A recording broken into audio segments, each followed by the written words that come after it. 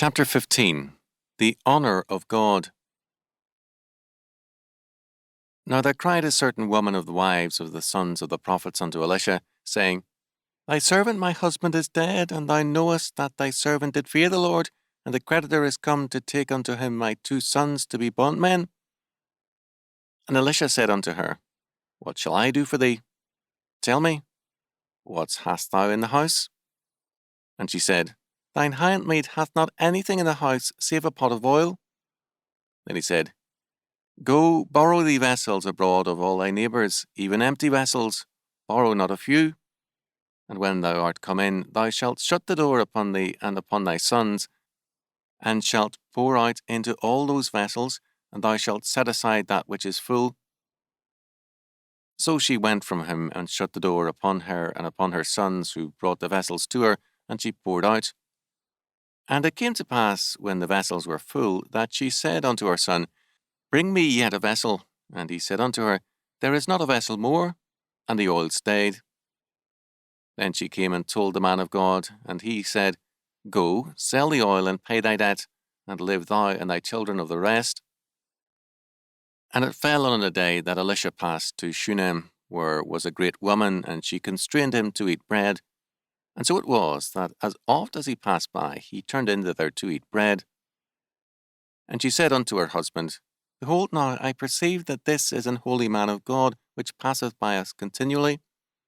Let us make a little chamber, I pray thee, on the wall, and let us set for him there a bed, and a table, and a stool, and a candlestick, and it shall be, when he cometh to us, that he shall turn in thither. And it fell on a day that he came thither, and he turned into the chamber, and lay there.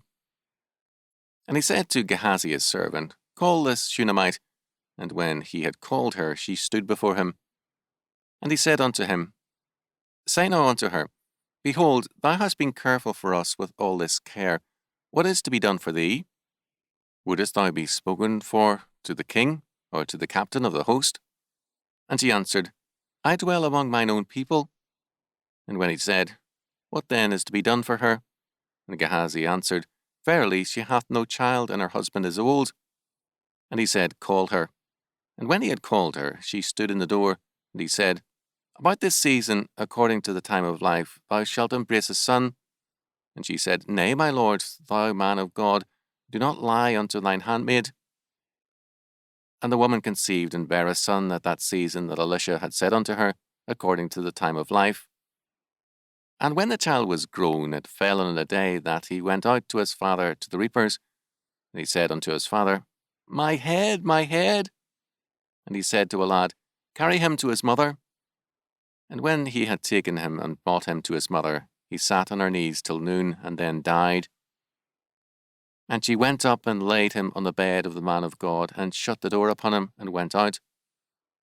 And she called unto her husband, and said, Send me, I pray thee, one of the young men, and one of the asses, that I may run to the man of God, and come again. And he said, Wherefore wilt thou go to him today? It is neither new moon nor Sabbath. And she said, It shall be well. Then she saddled an ass, and said to her servant, Drive and go forward, slack not thy riding for me, except I bid thee. So she went and came unto the man of God to Mount Carmel. And it came to pass, when the man of God saw her afar off, that he said to Gehazi his servant, Behold, yonder is that Shunammite. Run now, I pray thee, to meet her, and say unto her, Is it well with thee? Is it well with thy husband? Is it well with the child? And she answered, It is well. And when she came to the man of God to the hill, she caught him by the feet, but Gehazi came near to thrust her away. And the man of God said, Let her alone, for her soul is vexed within her, and the Lord hath hid it from me, and hath not told me. Then she said, Did I desire a son of my Lord? Did I not say, Do not deceive me? Then said to Gehazi, Gird up thy loins, and take my staff in thine hand, and go thy way. If thou meet any man, salute him not, and if any salute thee, answer him not again, and lay my staff upon the face of the child.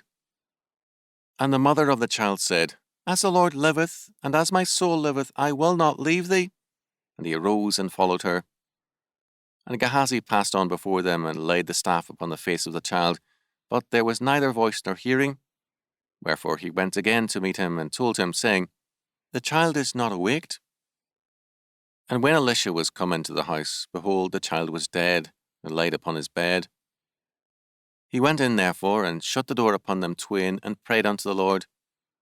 And he went up, and lay upon the child, and put his mouth upon his mouth, and his eyes upon his eyes, and his hands upon his hands. And he stretched himself upon the child, and the flesh of the child waxed warm. And he returned, and walked in the house to and fro, and went up, and stretched himself upon him. And the child sneezed 7 times, and the child opened his eyes. And he called Gehazi, and said, Call this Shunammite.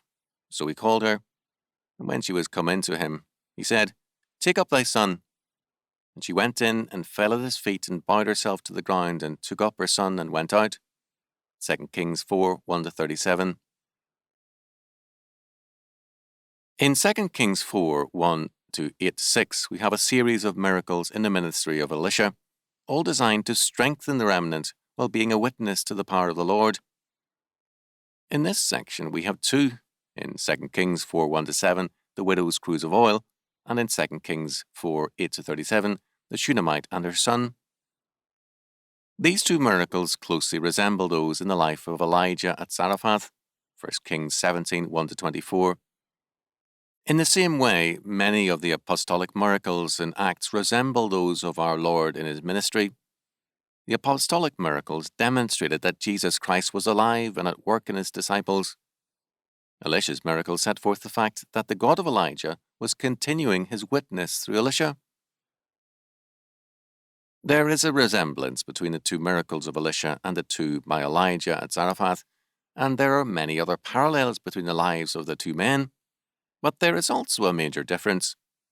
Elisha's life and ministry is more and more involved with the schools of the prophets and with the faithful remnant, whereas Elijah's great work was his confrontations with Ahab and Israel. Out of Elijah's confrontations, a growing remnant had developed, and to these Elisha ministers. The first miracle involved the widow of one of the students whose husband's death left her in debt. A creditor came to take away her only asset, 2 boys, her sons, who would become bondservants until redeemed, or until the time of the Jubilee, Leviticus 25, 39-41, if they chose to remain, or after 6 years under normal circumstances, Exodus 21, 1-2.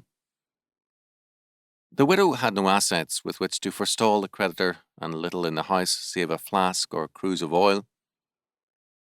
Elisha ordered her to borrow as many flasks and containers as possible, and to pour oil into them from her cruse. As long as she had containers, the oil flowed miraculously. With this oil, she paid off her debts and saved her children. In the second episode, a godly woman of wealth provided a separate quarter in her house for Elisha and Gehazi, his servant's son, whenever Elisha was in Shunem. The prophet blessed and rewarded her and her husband by declaring that the Lord would remove their childlessness. In due time, a son was born. Some years later, while working with his father at harvest time, he fell ill. A servant carried him home to his mother. About midday, the boy died. The woman said nothing to this to anyone, not even her husband, but laid the boy on the bed of Elisha in his private quarters. She then had an ass saddled for herself and, with a servant, hurried to Elisha at Mount Carmel, where there was apparently another school. Briefly, Elisha returned with her, and the boy was miraculously restored to life. 2 things stand out in this narrative. First, the woman was a forthright and plain-spoken person. Because of her faithfulness and help, Elisha offered to reward her and her husband. Elisha had followers in high places, and the word could be spoken through these friends to even the king. She wanted, however, neither special favours nor advancement, and her only answer was, I dwell among my own people, 2 Kings 4:13. Gehazi, however, reported her hunger for a child to Elisha, who told the Shunammite that she would give birth to a son. Her answer was, Nay, my lord, thou man of God, do not lie to thine handmaid, 2 Kings 4:16. When her son died, she said to Elisha on seeing him, Did I desire a son of my lord? Did I not say, Do not deceive me? 2 Kings 4:28. She clearly implied that, by giving her a son and then taking him away, the Lord and Elisha had deceived her. She was very close to blasphemy, but Elisha did not rebuke her. Elisha made it clear to her that he knew nothing of what had happened. 2 Kings 4:25-27. In spite of this bluntness, the woman also clung to Elisha as her only hope. 2 Kings 4:30. Second, there is a startling fact that she deliberately hid the death of her son from her husband and servants. If the death became public, Elisha's miracle and the Lord's blessing would be turned into mockery, and Elisha would have been widely defamed. Privately, she was blunt with Elisha to the point of rudeness. Publicly, she was totally concerned with his good name and the honor of the Lord. She was a woman who was a strong, if not a difficult friend, and one who would make a dangerous enemy. It is interesting to note what this bold and outspoken woman does when her son is brought back to life. Then she went in and fell at Elisha's feet, and bowed herself to the ground and took up her son and went out. 2 Kings 4:37. Silently, she worshipped the power of God manifested in Elisha and then left. An amazing woman, this Shunammite. The story crackles with the strong reality of her presence, still alive in its impact across the centuries.